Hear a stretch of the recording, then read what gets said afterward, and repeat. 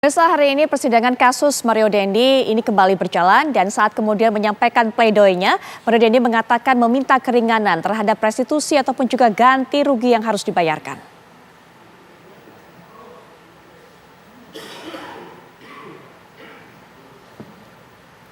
Mario Dendi mengaku terkejut dengan nilai ganti rugi yang disampaikan jaksa penuntut umum yaitu sekitar 120 miliar rupiah yang harus dibayar bersama-sama terdakwa lainnya Shane Lucas dan anak perempuan AG. Mario Dendi meminta keringanan dengan alasan sedang tidak berpenghasilan dan tidak memiliki harta apapun. Selain dituntut membayar restitusi, Mario Dendi Satrio juga dituntut hukuman 12 tahun penjara dalam kasus penganiayaan berat terhadap Kristalino David Ozora dan juga Mario Dendi tidak membayar restitusi sebagai gantinya adalah hukuman 7 tahun penjara.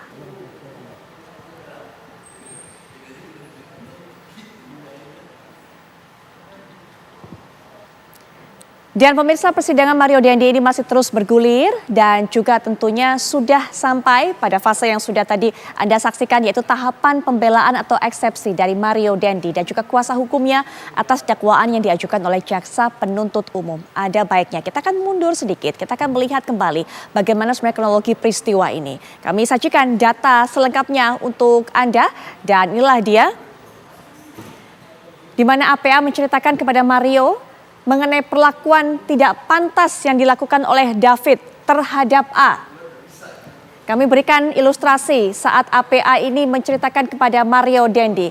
Mario kemudian ketika mendengarkan cerita APA reaksinya menjadi kesal dan mendesak A untuk bercerita lebih detail, namun A menolak. APA menceritakan kepada Mario perlakuan yang tidak pantas dilakukan oleh David terhadap A. Bagaimana kemudian rangkaian kejadian selanjutnya? Mario ternyata begitu kesal, terpancing emosinya, dan ini kita lihat pada hari kejadian 20 Februari 2023 di mana A bertukar pesan dengan David dengan dalih untuk mengembalikan kartu pelajar. Ini adalah asal mula penganiayaan berat itu terjadi dan ini adalah WhatsApp yang terjalin antara A kemudian juga dengan David. Di mana A juga sempat meminta share lokasi di mana tempat David berada. David memang pada malam hari itu tidak berada di rumahnya, tapi berada di rumah temannya. Dan kita lihat apa yang disampaikan oleh A ketika sudah berada di lokasi sesuai dengan yang di Sherlock ataupun juga sudah dibagi oleh David. Nah, A mengaku bahwa sudah ada di depan rumah meminta David untuk bisa keluar rumah. David sempat menolak. Tapi kemudian Mario menjadi kesal dan mengambil alih telepon dan meminta David untuk keluar.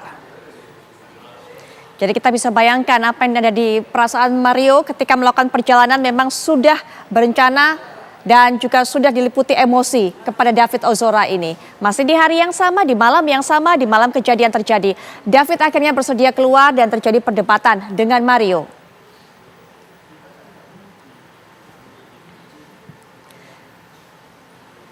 Karena begitu kesal, Mario kemudian memukul dan menendang David bertubi-tubi. Anda tentunya juga tahu apa saja yang dilakukan oleh Mario ini kepada David. Bahkan juga sempat melakukan selebrasi Mario ini setelah berhasil menganiaya dan juga menendang kepala dari David.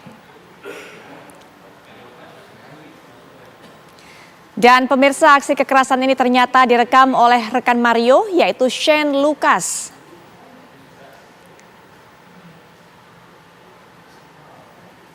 Inilah dia, kami berikan gambar ilustrasi ketika Shane ini kemudian melakukan rekaman atau mendokumentasikan kegiatan ataupun juga aksi dari Mario ketika melakukan penyiksaan penganiayaan berat terhadap David Ozora.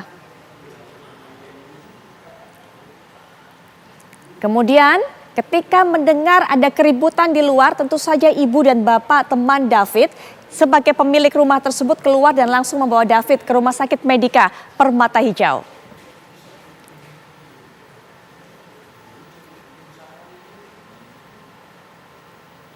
Dan tidak berapa lama kemudian petugas kepolisian yang mendapat laporan langsung menuju lokasi kejadian dan masih mendapati para pelaku ini berada di lokasi dan kemudian menangkapnya. Sementara korban sendiri kemudian dirujuk ke Rumah Sakit Mayapada untuk menjalani perawatan atas kondisi yang dialaminya. Tim dokter juga menyebut David mengalami Glasgow Coma Kill 4 dan berangsur pulih setelah menjalani perawatan selama 8 hari. Baik pemirsa, kami sudah sajikan bagaimana kronologi peristiwa ini pada awal, yaitu pada 20 Februari 2023. Dan kami bawa Anda juga untuk bisa melihat sebenarnya bagaimana peran para tersangka dalam kejadian ini. Tapi saat lagi kami segera kembali. Kami sudah memberikan informasi tadi pemirsa sebelum jeda bagaimana persidangan hari ini di mana Mario Dendi membacakan pleidoinya dan kita berikutnya akan menyaksikan bagaimana juga peran dari para tersangka. Tapi sebelumnya juga kesaksian Mario Dendi saat duduk di kursi pesakitan.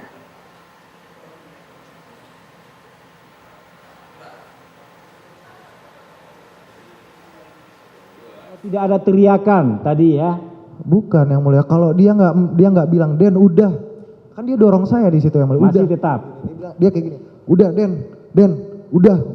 Ya kalau dia nggak kayak gitu ya saya terusin. Masih terusin. Saya Niat terusin. saudara untuk apa itu? Untuk supaya mati dia atau bagaimana? Ya, karena di situ saya emosi, saya nggak lihat dia tuh kondisinya tuh gimana di situ. Loh, saudara kan yang melakukan Iya. perbuatan itu tahu toh kondisinya sudah keadaan capek dia push up, keadaan capek dia sikap tobat segala macamnya. Pada saat itu saya nggak. Saudara diam dulu. Yap, siap. Saudara tendang lagi, udah keadaan terkapar begitu, masih saudara tetap mau pingin untuk memukulinya. Karena saudara masih emosi. Iya yang mulia. Iya, betul. Baru dilerai sama si saudara Sen gitu. Iya yang mulia. Terus niat saudara apa? Sudah pun keadaan tidak berdaya lagi, keadaan terkapar berlumuran darah.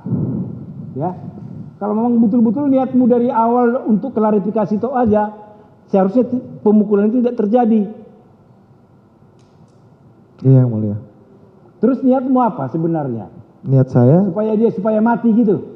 bukan yang mulia, kan saya tadi belum jelasin. Keadaan sudah tidak berdaya lagi, tapi saudara masih. Baik pemirsa, kita sudah mendengarkan bagaimana kesaksian dari Mario Dendi pada saat menjalani persidangan hari ini. Berikutnya kami juga membawa Anda untuk bisa melihat seperti apa peranan dari masing-masing tersangka. Inilah dia. Yang pertama yaitu Mario Dendi. Anda bisa saksikan juga bahwa Mario Dendi ini merencanakan penganiayaan terhadap David Ozora, pelaku penganiayaan terhadap David Ozora, bahkan juga menyebarkan video penganiayaan. Dan berikutnya tentu bukan hanya Mario Dendi yang terlibat dalam penganiayaan di kasus ini. Kita akan lihat juga siapa yang menjadi tersangka berikutnya. Inilah dia, Shane Lucas Rotua. Apa kemudian yang dilakukannya dalam kejadian ini, yaitu merekam video saat penganiayaan terjadi, melakukan pembiaran penganiayaan terhadap David, dan juga memperlancar tindakan brutal dan juga sadis Mario Dendi terhadap David Ozora. Lalu bagaimana dengan peran dari tersangka berikutnya? Tersangka yang ketiga, siapakah dia? Ini yang tadi selalu kami juga sampaikan kepada Anda, AG. Apa yang menjadi peran dari AG, yaitu mengatur rencana pertemuan Mario Dendi dengan David Ozora, ikut merencanakan penganiayaan terhadap David Ozora dan juga menyaksikan penganiayaan. Seperti yang kita tahu di awal tadi bahwa AG menghubungi David Ozora dan juga meminta share lokasinya. Ya. Berikutnya kami juga bawa Anda untuk bisa melihat timeline perjalanan kasus Mario Dendi, di mana dalam perjalanan ini kita lihat sudah dilakukan penganiayaan David oleh Mario Dendi 20 Februari 2023. Seperti yang sudah kami informasikan secara detail tadi, apa yang terjadi pada malam hari itu 20 Februari. Berikutnya 23 Februari, 3 hari setelah kejadian, Polda Metro Jaya menetapkan Mario Dendi sebagai tersangka. Karena memang pada saat kejadian tersebut 20 Februari ketika datang aparat kepolisian mengamankan langsung para pelaku. 21 Maret polisi melimpahkan tahap 1 kasus Mario ke Kejati DKI Jakarta. Dan berikutnya kita juga akan lihat apa yang terjadi berikutnya. Nah ini dia jeratan hukum anak AG. Salah satu tersangka juga dalam kasus ini, pasal 76C Undang-Undang 35 tahun 2014 dan pasal 80 ayat 2 Undang-Undang 35 tahun 2014, pasal 355 KUHP ayat 1. Karena memang anak AG ini masih di bawah umur. Sehingga kemudian disebut bukan sebagai tersangka tapi anak yang bersentuhan dengan hukum. Kita lihat jeratan hukum yang diterima oleh AG dan PN Jakarta Selatan. Ini kemudian memvonis 3 tahun 6 bulan penjara. Kemudian juga Pengadilan Tinggi DKI Jakarta memvonis 3 tahun 6 bulan penjara. Ya, lalu bagaimana jerat hukum yang dialami oleh Shane Lucas? Kita juga akan lihat kembali. Inilah dia, pasal 355 KUHP ayat 1, penganiayaan berat yang dilakukan dengan rencana lebih dulu diancam dengan pidana penjara paling lama 12 tahun. Anda juga sudah mengerti tadi bagaimana peran-peran dari Shane Lucas. Pasal 55 ayat 1 dipidana sebagai pelaku tindak pidana. Dan berikutnya, kita juga akan lihat Pasal 353 ayat 2, jika perbuatan mengakibatkan luka-luka berat yang bersalah dikenakan pidana penjara paling lama 7 tahun. Yang berikutnya kita juga akan lihat jerat hukum untuk Mario Dendi. Anda bisa saksikan pasal 355 KUHP ayat 1, penganiayaan berat yang dilakukan dengan rencana lebih dulu diancam dengan pidana penjara paling lama 12 tahun. Dan juga pasal 55 ayat 1 dipidana sebagai pelaku tindak pidana.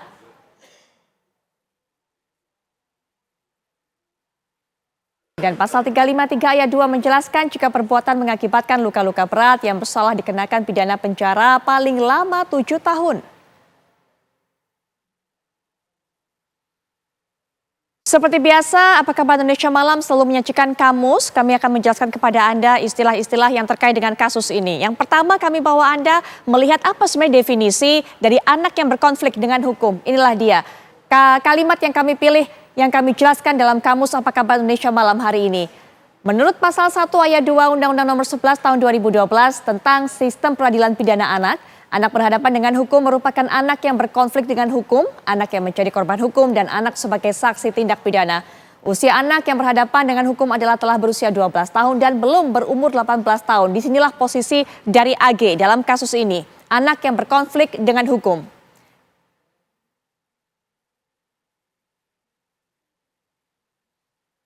Baik, ya, dan pemirsa, kamus dari Apa Kabar Indonesia Malam yang menjelaskan sebenarnya apa definisi dari anak yang berkonflik dengan hukum menjadi sajian penutup kita juga dalam Apa Kabar Indonesia Malam kali ini. Dan saat lagi Anda bisa menyaksikan Catatan Demokrasi. Saya Putri Viola pamit, kami akan kembali esok ke hadapan Anda 18.30 waktu Indonesia Barat.